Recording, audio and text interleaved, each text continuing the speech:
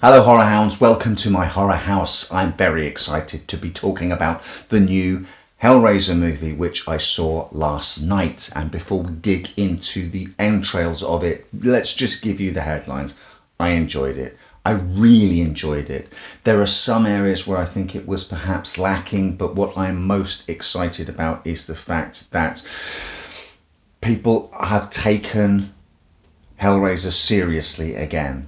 People in front of the camera, behind the camera, and let's be honest, the people financing it have tried to bring us a serious version of Hellraiser again, and that is to be applauded. I think for the most part, they're very successful. The film follows our main character, Riley, who when we meet her is a recovering addict, sharing a flat with her brother and his boyfriend. They have a bit of a fractious relationship, it's fair to say, and during the course of the very start of the movie, she falls off the wagon when she and her boyfriend, who her brother disapproves of, try to make some money by stealing something, and what they steal is the puzzle box. Right out of the gate, where this movie scores big for me is that it feels like a Clive Barker story. It feels like it's set in Clive Barker's world with characters that would be in his stories. Certainly for the first half of the movie. This is a 2-hour-long movie. It didn't drag for me. I watched it late last night. It certainly held my attention. It enthralled me. I wanted to see what it would reveal next and next and next, and it did delight me all along the way. But it is a movie of two halves. The first half, as I say, feels like Clive Barker's world. Odessa Asian plays Riley. She is one of the standout performers in the movie, absolutely no question. A second of those would be Goran Visnich, who plays Voight. He's more of a cameo in the movie, but he introduces us to this world as this sort of billionaire playboy figure who's become bored with earthly delights and wants more. He's sort of a bit of an analogue of Jeffrey Epstein, and his handler is a sort of Ghislaine Maxwell figure. But none of that's hammered home. It's there if you want to see it. And third and finally, our triumvirate of standout performances is Jamie Clayton as Pinhead. We'll talk about her a little bit later. What you get in the second half of the movie, once the rules have sort of been established and you realise what form the rest of the story is going to take, is it becomes a little bit more procedural, and you're aware that there are going to be a certain number of sacrifices required, and you realise that the rest of the characters really fall into the stable of being potential victims. And one of the main criticisms I've seen of the movie is that the supporting cast really aren't fleshed out characters, which I think is absolutely fair to say. They are sort of lined up as potentially for the slaughter in a similar way that you get characters in a Friday the 13th movie. So yes, they're there to run around and scream and try and survive, and some of them do and some of them don't. So they're sort of sacrificed at the altar of narrative necessity.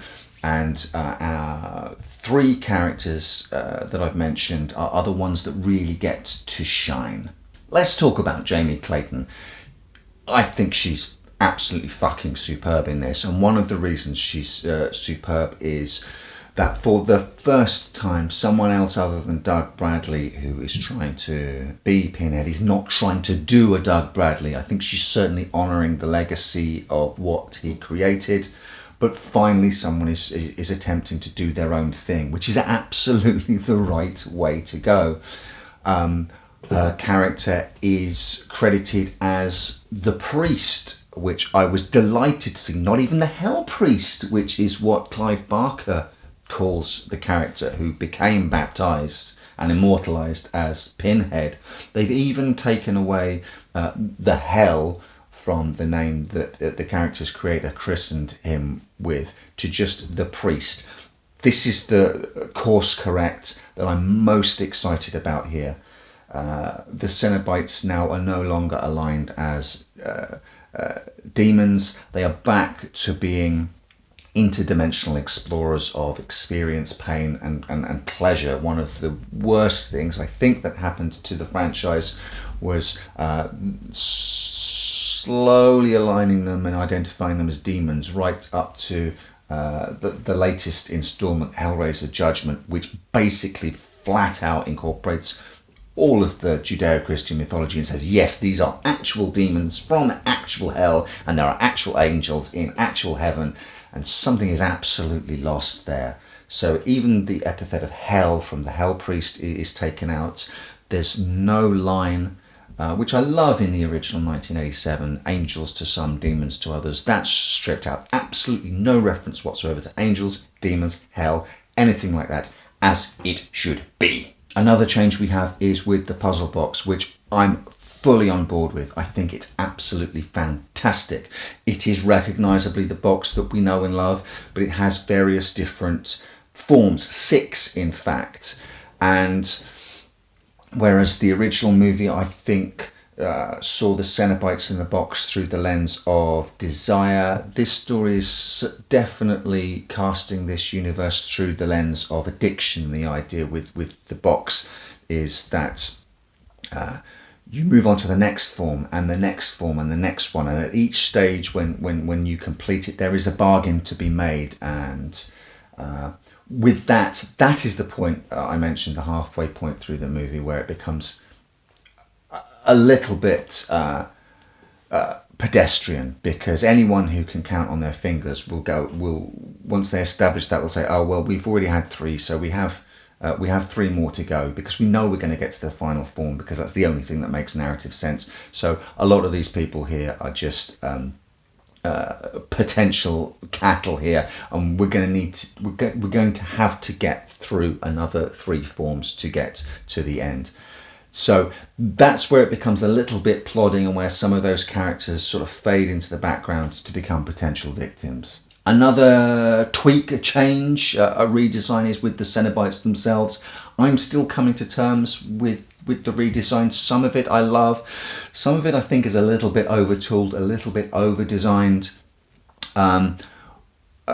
One of the things I love is that they've lost their clothing. They've lost this sort of leather BDSM look and gone with essentially wearing their reconfigured skin. The priest character wears a skirt of her own skin, which I think is absolutely brilliant. What we lose, and I think what we lose by shifting from desire to addiction as the allegory, is the fleshiness and the gloopiness of Clive Barker's original, and indeed the sexiness of it. There's no Julia character, there's no Claire Higgins there's no lusty primal urges, and this is reflected in the Cenobites themselves.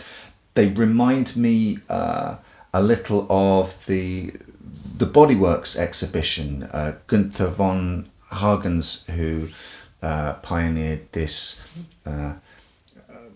plasticization of cadavers, this sort of siliconization which hardens them, and means that, you know, the exhibitions where the muscles and the veins and the tendons are all on show, but they look very plasticky. In the Cenobites here, they're not wet, they do look silicony, they do look plasticky, and I think some of that gloopiness and some of that fleshiness and sexiness is what's missing from this Hellraiser.